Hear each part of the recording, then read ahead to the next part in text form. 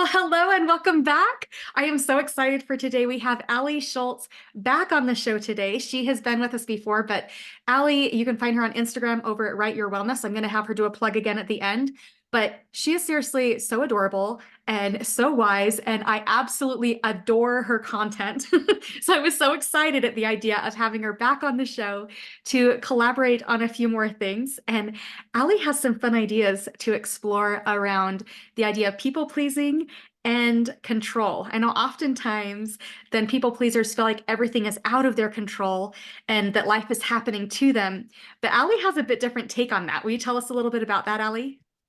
Absolutely. I have been reading a lot of books lately about something called the victim triangle. And it's this idea that we kind of often shift between being the victim to the protector to the persecutor. And it all boils down to this cyclical nature where you kind of get your feelings hurt, you give too much ground, and then you lash out and all of that. And it got me thinking to this point that while we all kind of think that people pleasers are weak to some degree, culture really drives that in and Hmm. says, like, oh my goodness, if you give up any ground, if you are considerate of other people, especially too considerate of other people, you Hmm. must not have a backbone or a spine. But is that true? Because I think when you are trying to people please, the main thing you're trying to do is control the situation. Hmm. You want to control how people see you, think about you, feel about you, interact with you. And by controlling every single thing that you do to match their expectations, wants, and needs, you're actually changing things to be socially in your favor. And that's really powerful to be able to change the whole perspective of a human being or even Hmm. a group of people. That's a lot of power. And so I think that when we are approaching people pleasing, Hmm. yes, we are giving up a lot of things. We aren't always getting what we want. In fact, we're often not getting what we want, Hmm. except that social control and that understanding that our relationships are going to look a certain way because we're acting a certain way. Oh, Allie, I love this already. I love it so much because it has me thinking essentially about covert and overt control, Oh, right? yeah. Because we have in our mind this image of what does it look like to be in control? And you're exactly right. The people-pleasing population, they think, no, everything's out of my control. But at the same time, people pleasers are amazing at controlling other people's perceptions, controlling their emotions, right? They have this belief that but I can make them feel a certain way. And there is a lot of control in that. So I love that idea of kind of just flipping in our mind, looking at control in a new way, because it does feel a little bit more empowering once you're able to recognize that, okay, I do have a little bit of control over this situation. Absolutely. And I think it's a really good litmus test to Mhm. see where you are in your people pleasing journey. If it starts to feel empowering, you're probably shedding that people pleasing nature a little bit because you're like, wait a minute, I have a skill. I can be socially adept. I can make people agree or communicate with me in the ways that I want them to. But if you're really uncomfortable with the idea that you're somebody in control and you're somebody who has power, if right now, like hearing that, you're like, "Ooh, no, I Mhm. don't. Don't say that." That probably means that you're really using that people pleasing as a defense mechanism because Right. once people start to think that you have power and control, you kind of lose that ground where you're covertly under behind the scenes making things go in your favor. So just like right now, as people are listening, where are you? Are you like, wow, I do have a skill? Or are you like, no, no, being powerful is icky. If Yeah. being powerful sounds icky, uh-oh. Uh-oh. So tell me a little bit more. You kind of mentioned the victim triangle, and I've heard it described before too about the drama triangle. In fact, I have a little series on here, so I'll have to link that in the show notes, the Mm. drama triangle, exploring each of those points. But can you tell our listeners a bit more about how that victim triangle plays into this idea of people pleasing and control? Yeah, so When you're thinking of the triangle, a lot of people think that the roles are fixed, that one person in a like kind of triangle system, it often is between three people. If there's Mhm. more people involved, it's like at any given time, there's going to be three people attached. Like think of it as like, electrons bouncing between different atoms. Like there's Mhm. always going to be three. And we often think of it as fixed. There's going to be one person who's always the victim, one person who jumps in to protect them, and one person who's always aggressive. But that's Mhm. not actually how it works. When we are getting into conflicts, most often someone is going to be on that like defensive, like, oh, I'm hurt the most. We need to tend to me. I've been harmed in some way. Mhm. A lot of times, this is what people pleasers are doing because it means somebody is going to come in and protect them, Mhm. which is controlling that element. And it also means that the person who's persecuting, Mhm. attacking them, or being perceived to attack them Mhm. is going to be called out and shamed, but not by the person who sees himself as a victim, but Mhm. by the person who's protecting. Mhm. But if that protector goes a little too far, if that protector does their job a little too well, suddenly the persecutor is being attacked Mhm. and they become the victim. And who's jumping in to save them? And so those three in that victim triangle are constantly shifting around, trying to manage each other's emotions and get that control, get that upper hand. It's actually in that system a bit more powerful to be the victim because no one is actually going to attack you once you've been labeled the victim.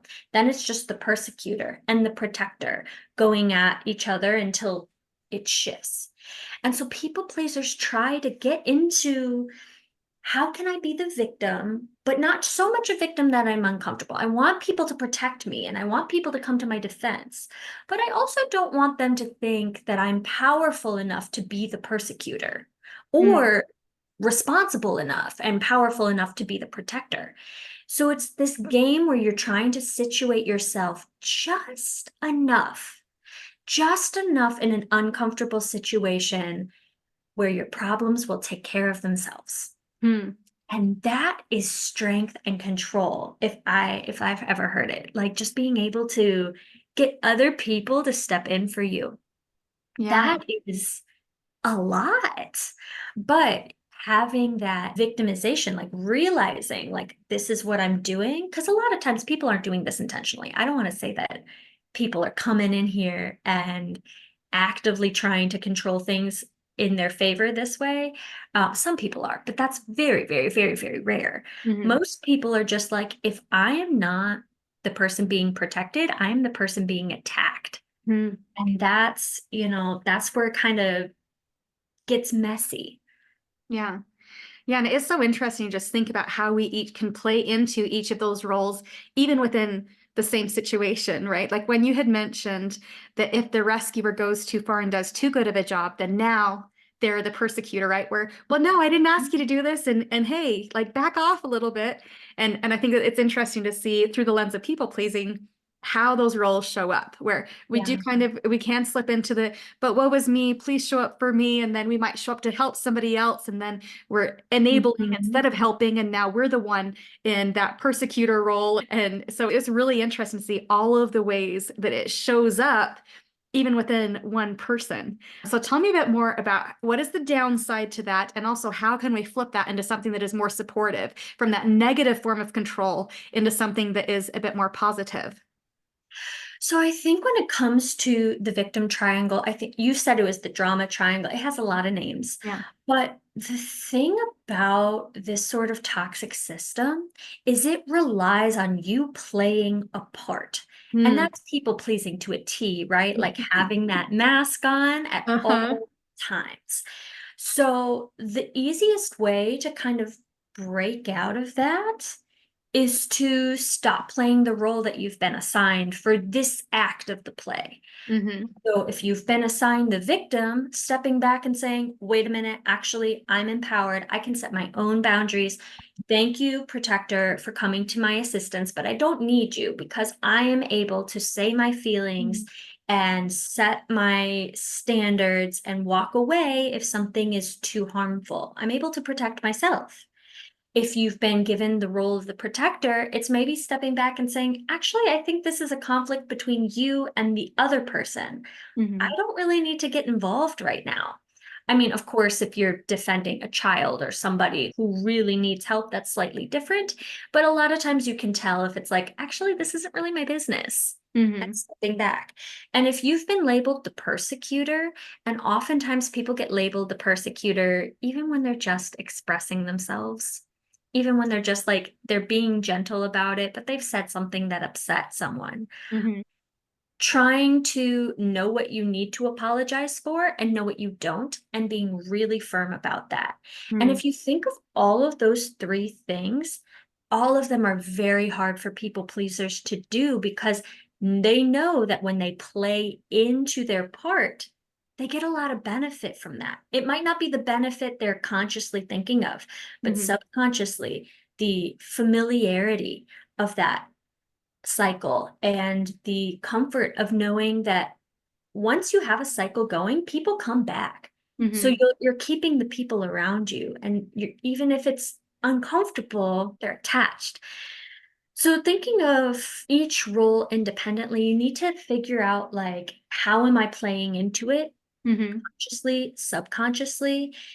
And when you step back, you'll realize like outside of the triangle Hmm. is genuine human connection. Outside of the triangle is full support and love that has meaning and love that isn't transactional, Hmm. which is gorgeous. Yeah. We all should be striving for that kind of relationship. You just need to go through the discomfort of saying, I'm not playing this part anymore. And it might take some time because, like, of course, the first time you try to step away from the triangle, they're going to be like, oh, you're the persecutor. Got it. Got it. Got it. Got it. That's the role you're playing now. But then you have to say, no, I'm not. I'm Hmm. actually not playing any of the three parts. I'm taking the mask off. I'm being myself. Oh, I love Um, that so much. Yeah, that just acknowledging, okay, right now I am playing a role and identifying where am I at in that triangle and mhm. intentionally stepping back because we can't have a victim if there's not a villain. And so if you're choosing into one of those roles and recognizing, oh, isn't that interesting? In fact, as you were talking, it reminded me of something that happened. I was on a flight recently from New York into Boston, and Mm. the flight attendant had told somebody that, hey, I'm going to need you to move your bag. And the guy, he didn't want to move his bag. The door wouldn't shut, but he didn't want to move his bag. He wanted somebody else to move their bag. And anyway, it turned into this whole thing. And it was so interesting to see a woman on the flight had decided to make the flight attendant the persecutor or the villain in this story. And so she'd made some comment. I didn't even hear what was said, but the flight attendant, you could see she consciously chose that she wasn't going to step into that role. So she just said, oh, this doesn't pertain to you. Like she just was like, Ooh. no, this was just between me and him. And Yeah. it was so amazing to see in real time just how comfortable she was saying, no, I'm not going to choose that role. I'm not going to get in a fight with you about it. I'm just letting everybody know that the suitcase needs to be moved. It Yeah. would be so easy to slip into those roles, but it's so true that if we step into one role, we're automatically assigning other people into these other roles. But it just takes Mhm. one person being consciously aware of the role that they're playing so that they can Yeah. actually step out of that and actually address the actual issue instead of making it this uh, battle of wills, essentially. And a moment of applause for like, just think of the discomfort that that flight attendant had to regulate, Hmm. right? Like she's being accused of something, she's on the job. Before the plane is in the sky, that flight Hmm. attendant isn't even being paid. Yeah. So she's getting yelled at, and I mean, obviously she needs to do her job at the end of the day, and she's just like, "No, I'm I'm going to handle things the way they need to be handled. I'm gonna be focused, Hmm. standing on business, as they say." Yeah. Um, And that it actually diffused the tension yeah, rather than escalating it. Because we think, yeah, no, but I have to defend myself or it's going to get worse. But it was amazing that she just was like, nope, it just is what it is. It's not a problem. absolutely. And if you think like all of the three players there, obviously the woman who stepped in, she Was she like with the man or was she just No, she was across the watching? aisle and just was standing up Yeah. for the guy because he didn't want to move it. Like she really wasn't a part of the situation at all. She was probably trying to be the rescuer of the man, right? But she She had was to like, come up I with the know this villain. one. I Yes, know she the knew the words. triangle. Yeah. But also, I think like people pleasers typically don't see themselves as the protector, even though Yeah. she was probably people pleasing. She's trying to please him in that moment. Hmm. She's trying to comfort him and see, like, we're together here. Hmm. But people pleasers often see them as the victim in that triangle.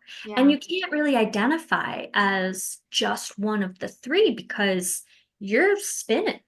Yeah. And I think the best way for people pleasers to really initiate that understanding of what roles they're playing and what's happening in their lives specifically is really getting comfortable with the ideas that sometimes they are the persecutor, sometimes they are the protector, because again, that gives them power and reminds them that there's something they're gaining from this relationship. Hmm. That man, even though he was taking on the victim role, he was gaining the attention of every single person in that plane. Hmm. He gained strangers sticking up for him.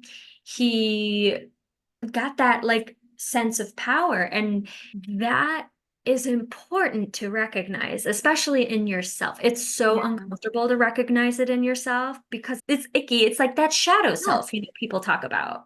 Yeah, so let's explore that a bit because this is something that it's a lot easier to identify in other people. But Yeah. once we see it in ourselves, it does feel yucky. So how do you navigate that once you've recognized it in yourself that, ooh, I don't like being in that role. I don't like what that's creating for me. So, if the people at home haven't guessed yet from the handle Write Your Wellness, I am a journaling girly. That's like the content that I'm creating.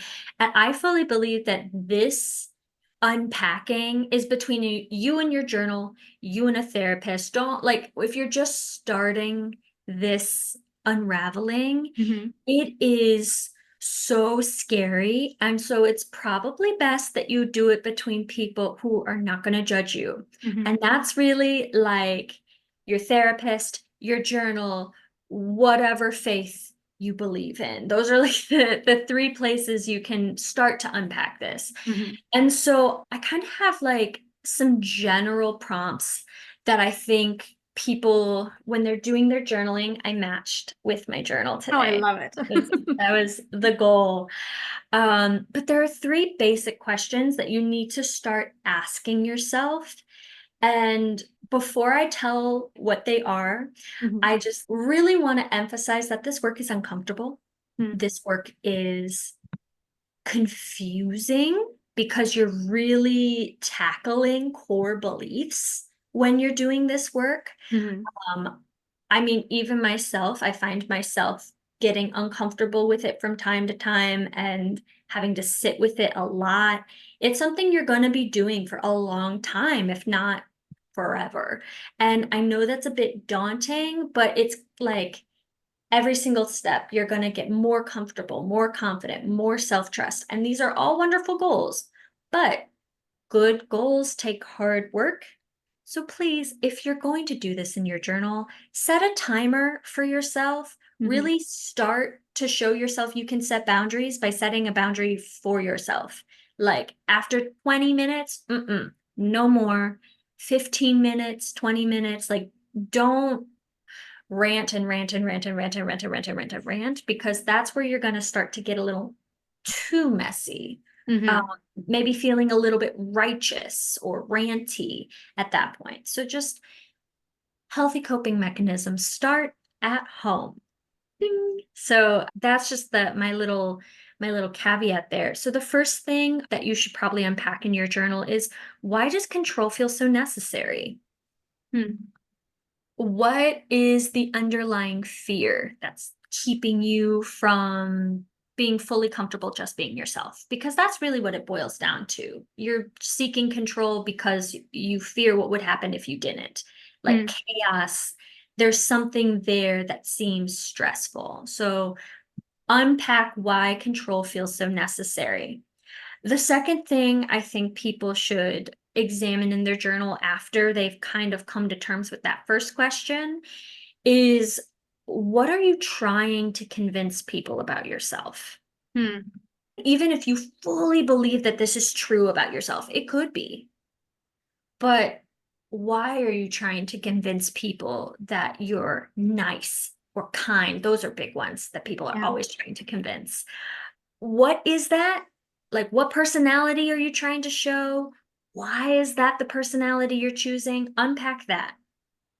And then once you've done that level, take it one step further and think about how you've actually benefited, albeit unhealthily, from this people pleasing persona you've created. Hmm. What are you gaining, receiving that makes people pleasing so tempting? Because you would not do it if you weren't getting something from it. Right. You wouldn't do it if it wasn't beneficial some way. It Hmm. might not be the best benefit, but it is beneficial. So trying to come to terms with that. And that last question, there is no way to get through that prompt Hmm. without really looking at some times where you're like, maybe people pleasing, I was being a little selfish there, maybe. Hmm. Like that man on the plane was certainly holding up people from getting to their destination. Or the person who's always like crying in the family to like get attention and get people to care for them. They get people to care for them. You have to really look at yourself and go, oh, that's a little ugly actually, like Hmm. internally, ooh, icky. And you'll realize that like letting it go means that you get to be this genuine less manipulative person Yeah. and that's nice. We love that. So those are like three places to start. In my own blog, I'm going to be posting a long list of journal prompts that are a little more specific, um, Hmm. and can help you really like go down different paths and avenues of what those three questions mean and how they can show up in your life. But it is also just as well to answer those three questions broadly and then look into those more specific questions. Like I said, this is something people need to be doing over and over and over in their journal because it's sneaky. That people Yeah. pleasing bug, it is sneaky. Yeah. Yeah. Okay. I just want to recap some of the things that you said because it was Yeah. just all so good. So I love that you talked about how, yeah, like this can be a challenging work and it can feel really uncomfortable. I love the questions that you have. And I just want to encourage listeners too that it's good to think about these things in broad terms, but Yeah. how beneficial to think about these in specific terms. So when Mm. you recognize, okay, in this specific situation, like on the plane or in the grocery store or in that conversation in my marriage, like what happened? And what was coming up for me. And such an interesting question just to think on. I just want to kind of talk about those questions a little bit because Yeah. they're so good. Allie's so good at Thank asking the good questions. But why does control feel so necessary? And what I had noticed for myself in my own journey is you. oftentimes I would seek to control because I thought, if I can just control the situation, then I'll be happy. But then it puts me in a situation where I'm trying to control other people. And guess what? Other people are the one thing you cannot control. I mean, you can't control the weather, you can't control other people. The only thing we can really control is ourselves. And so we create so much resistance for ourselves, thinking it's going to make us happy. But then when the people do what the people are going to do, we're actually creating so much negativity for ourselves and just letting go of, okay, I do have control over the situation, but really it's me. Like if I'm trying to control other people, it's not that I can actually control them. I might be manipulating them. I can have influence on them. I can have these different things, but I can't control them. They're going to do whatever they're going to do. But it is interesting to think on, okay, what's the underlying fear? Because I think Mhm. like I'll just speak for myself. Yeah, the underlying fear for me was, but I might have a negative emotion and it might be hard and difficult for me. If something happens, I'm going to have to learn how to regulate my own negative emotions. And that doesn't sound like fun. So I'm going to avoid it at all costs. But what's one Yeah. of the reasons for you? Like, why has control felt so necessary for you in your journey? Yeah, I think when I was younger, I really learned this idea that if other people have negative emotions, it Hmm. means that they get all the attention, Huh.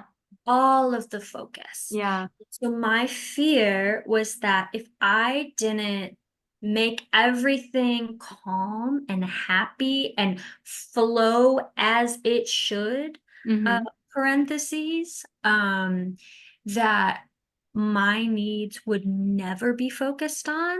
Mm, So in this really ironic way, I think as a child, I learned actually, if I make everybody have positive emotions, then mhm, there's space for me to have conflict. There's space for mm, me to have differing opinions. There's space for me to have a need and have that need be met.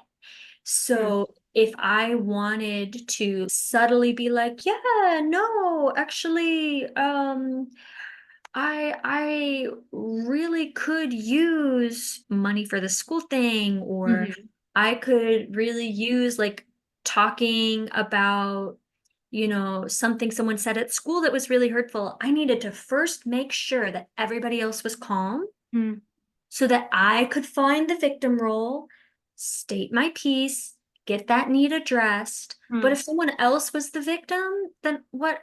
Protector or persecutor? I didn't like either of those options. So I Yeah. think, like, for me, that was it, is that if I didn't people please, if I didn't take control of the situation, that my needs would be forgotten or I'd be left alone with them. Mm, And that was always like icky, icky, icky. And so, yeah, just I'm going to be honest, like when I get really anxious, when life gets really stressful, I mm. catch myself doing this, and it is not easy to get out of it until you address the stressors. Yeah. So that's really when coming into your own and saying, like, okay, I have to take care of the stressors actually myself. I don't need to wait for a protector to come in and Mm, take care of them.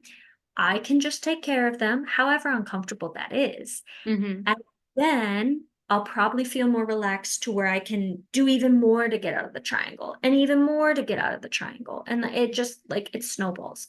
Mm. But when you're in it, oh, Yeah. getting out of that triangle, like when you are really deep and stressfully in it, Mm. getting out of that is just the hardest thing to do. Yeah. Yeah. Well, thank you so much for sharing because I think a lot of my listeners are really going to relate to that. And Yeah. it is really interesting that I do think we get stuck into that triangle, like you said, in an attempt to get our needs met, right? Hmm. Think, okay, what do I need to do to make my needs valid enough? What can I do? Like, but what if somebody else has a competing need? Then my needs might not get met, right? And so it is really Hmm. interesting to think on, just slowing those thoughts down and asking these questions to see what's coming up. It can give us just so much valuable information. And now I kind of just want to explore the next question Yeah. with you too. I'm going to explore all of these because this is so good. So what are you trying to convince people about yourself? What And are you trying to convince people about yourself? yeah, that is such a great question, right? Like, it's so interesting. I've noticed in my interactions with other people, it really shifts the energy when it's that convincing energy, right? When we're Mm, trying to convince somebody else something about us, it yeah. does kind of make it that it's a totally different energy than if we're just showing up as ourselves, right? So, for example, if I'm just showing up and I'm saying, and I'm just being an honest person, it's a very different experience than if I'm showing up trying to convince somebody that I'm honest, right? As soon as I'm Right. trying to convince somebody, they're going to be like, wait, but why do I need to be convinced? Right? It's so interesting. Like, isn't that funny? Like, if I could just be solid in myself that, all right, then it really can shift that energy. But yeah, so for you, like what comes up for you around trying to convince people around yourself? Like, where is that shown up for you and what does that look like? Well, I think like the major thing is that again, none of this is really conscious for people. I Yeah. don't think people are waking up or like apart from people who have something else going on. I think the majority of people who wake up in the morning don't go, today, I'm going to make sure everybody thinks I'm a nice, good person. Yeah.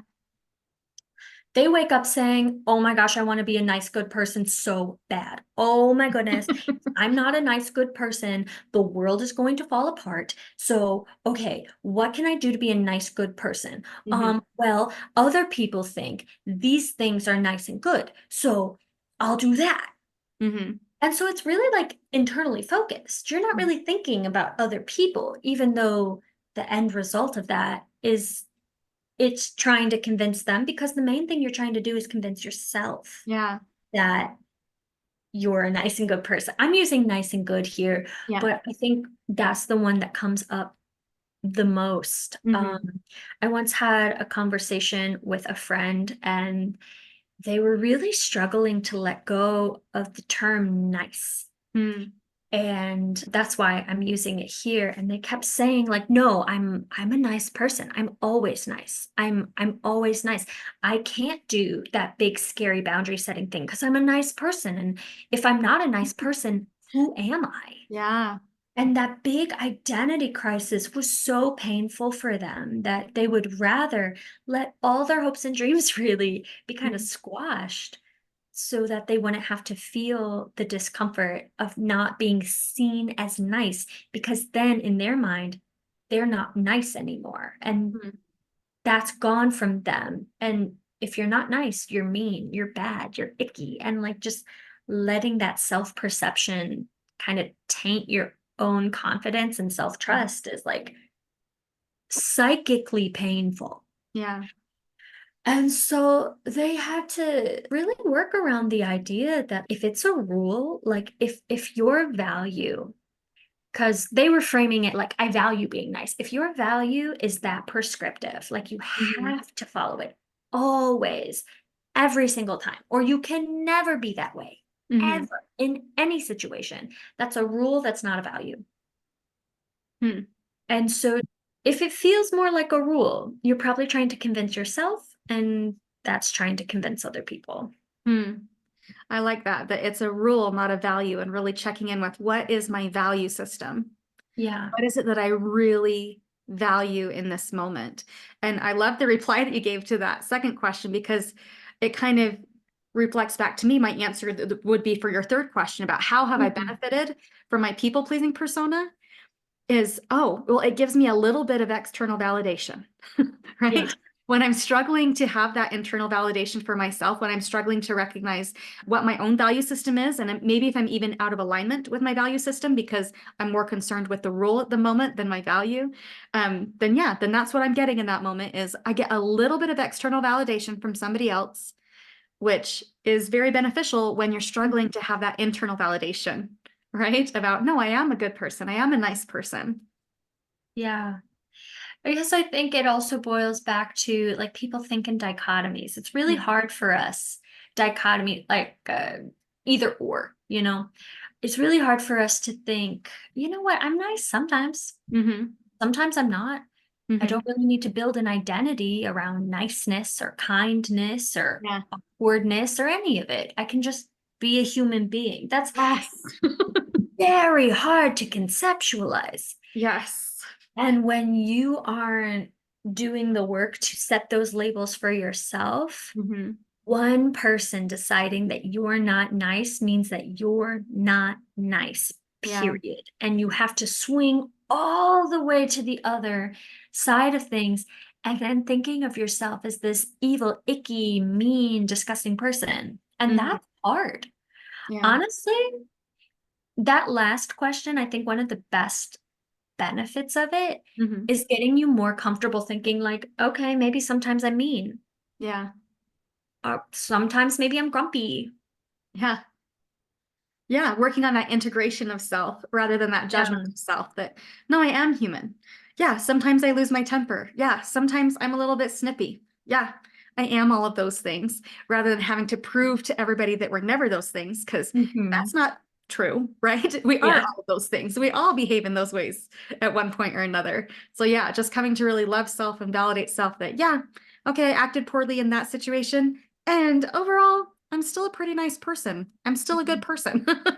Like, yeah, I'm I like, make mistakes. It's okay. just a caveat for people who are just starting to unpack your people pleasing journey. When you say, yeah, sometimes I'm mean, but I'm still mostly a good person, that is not you saying, yeah, sometimes I'm mean. What about it? I'm never going to apologize for nothing because that's who that's not what Yeah. we're doing here. We're saying, yeah, sometimes I'm mean, and I have the ability to apologize and repair and Mhm. learn and do better and really change who I am from each instance that I realize I didn't do what I'd like to do. Yeah.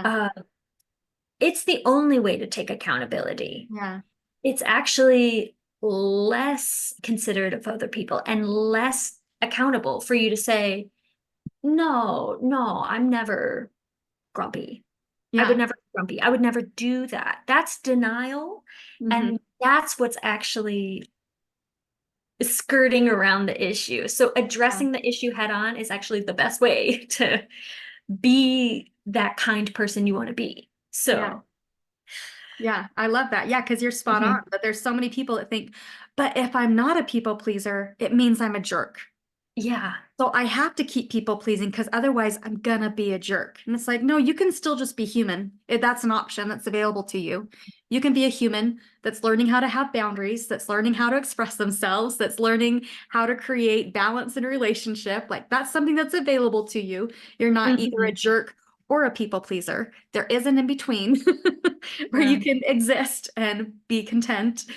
So yeah, it is interesting how the brain wants to jump to those extremes.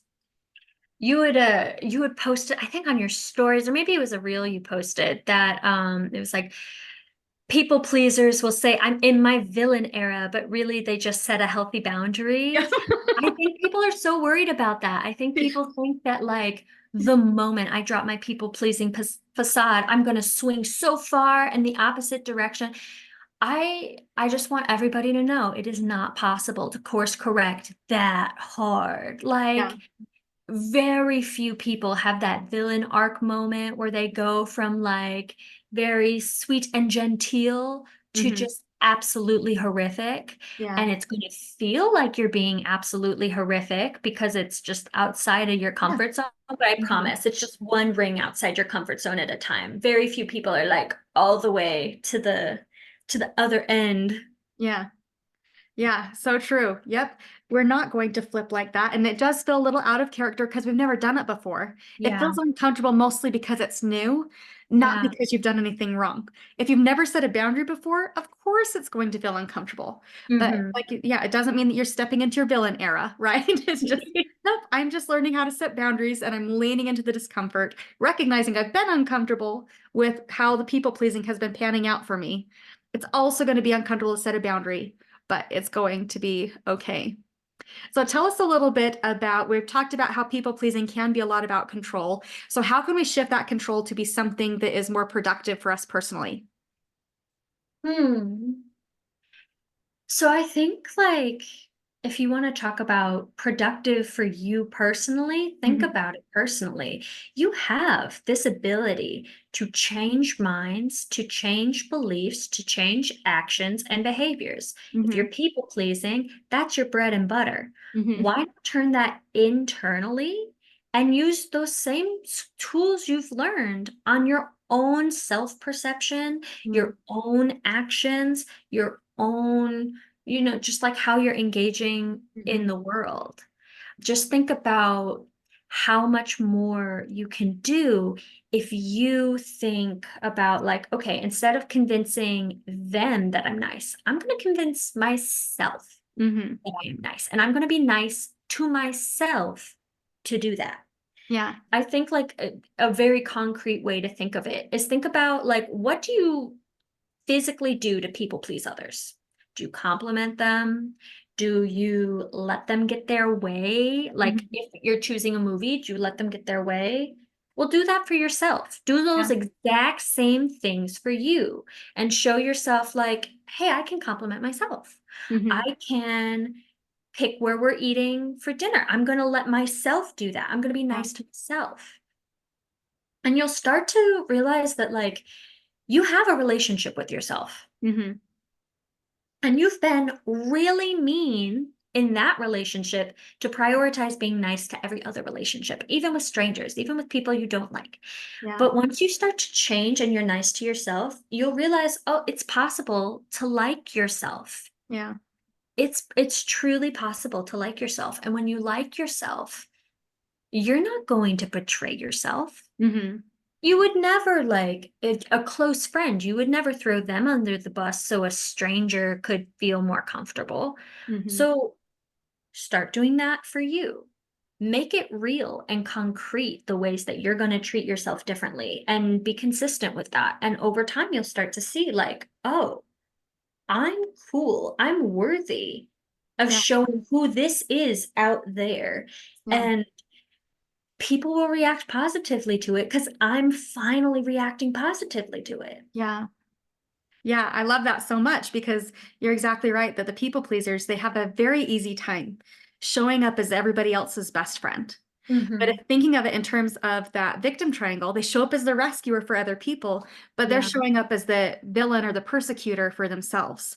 And Mm, recognizing what role we're playing in each of those relationships, because that's honestly something I coach on so often is, but what would it look like if you were your own best friend? Would you talk to your best friend that way? If your best friend was going through this, would you be shaming them and blaming them and telling them, "Oh, you're such a fool. I can't believe you did that thing."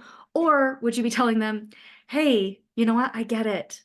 I get it. I can understand why you did that. And I love you anyway. And here's how we can work together to work through this." Like we would approach it mhm. so much differently for other people than we do for ourselves, but really flipping that to, okay, I'm going to show up for myself in these positive ways. I love Yeah. that so much. Just to make it even extra concrete Mhm. for people, I personally believe that advice is not good if you can't actually show people what it looks like, Mhm. right? Just say, be kind to yourself is so vague. So I want to show a little exercise that I've been doing. So I have like my to-do list for the week here. Mhm. And one section of this I just call fortitude. And things in the fortitude section are things that are just for me. They don't benefit anybody else. Mhm. They are not productive. So they're not going to like make me better in my career, make me healthier, make me anything like that. It's Mhm. just for me, just for my own curiosity and fun. There is nothing Mhm. beyond just the benefit of establishing that relationship with myself. Mhm. Right now, it is filled with play more Stardew Valley. Um, that, and then I want to finish the documentary Pez Outlaw. Uh-huh. Um, but yeah, those things, I really try to make an effort in my weeks to fill that section out completely and show myself, yeah, I have a social section on my to-do list that's like, I'm going to show up for my friends this way. I'm going to have these social events this week. Mhm. And then I have my fortitude section, which is I'm going to show up for myself this week. Yeah. And if you start to notice that you are leaning into your career tasks, your social tasks a lot more than those fortitude tasks, Mhm. it's diagnostic. It's not to shame you, but it is for you to say, I need to shift my energy. I need to shift my focus. I need to build a little bit more for myself. It's such a good test to see where you're at in terms of taking care of your relationship with yourself. Yeah, I love that so much. And I'm going to be adding a fortitude section in my planner. I love that so much. You? As you guys can see, Allie just has so many great ideas. And the day that this episode is dropping, then Allie's going to be putting something out into the world. Do you want to tell us a bit about that? Yeah, so beyond Instagram and Pinterest, where I am at Write Your Wellness, I also have a blog, writeyourwellness.com, and I am going to be posting more of my thoughts on this topic about the shadow side of people pleasing and a lot of journal prompts that you can use to unpack each of these three questions in a lot more detail, talking about the angles of family, friends, work, just getting into the nitty-gritty of every area so Mm-hmm. you can start to see how it might apply broadly, Mm-hmm. so work from top down or bottom up, whatever way works for you. This blog post is going to have all of that, and I really hope that it can kind of be in conversation with Mm-hmm. what we've been talking about today, just because I think that a journal again is the perfect place to unpack this for the first time. Mm-hmm. I am talking to you about this, and it's, I think, the first time I've really talked about this idea publicly Mm-hmm. in the 4 years that I've been working on unpacking Mm-hmm. this idea personally. So Yeah. it takes a minute. Yeah. And I'm hoping that these journal prompts will be able to carry you through your own like 4, 5, 10, however many year journey it takes. Mm-hmm. Or even just return to them and reflect so you can see the difference from where you started and where you are now. So yeah, that will be dropping the same day as this episode, which is May 20th. So, Awesome. Yeah, so yeah. I'll be posting all of Allie's contact information for her Instagram and Pinterest, as well as a link to her blog in the show notes. And if you want to kind of self-reflect a little bit more on how these different parts of the victim triangle or the drama triangle are showing up for you, I'll also link those episodes because, yeah, it's a lifelong journey. And I like how you said to reflect back on them, even just to track your progress, right? Like I've noticed for myself, sometimes I'll have like Facebook memories pop up and I think, oh my Mhm. gosh, I am so embarrassed about my past self. And I have an opportunity to delete it so I never have to see those memories again, or to appreciate how far I've come and have a bit more empathy for people in that same situation. And so I Yeah. love that idea of just tracking your growth, tracking your progress, being okay with being human and recognizing that we all have all of those parts of self. I just love everything you're putting out there, Allie. Do you have any other words of wisdom you'd like to share with us in closing? I just, the last thing I want to say is that if this process is making you feel uncomfortable, then you're doing it right. So remember, set limits, set timers.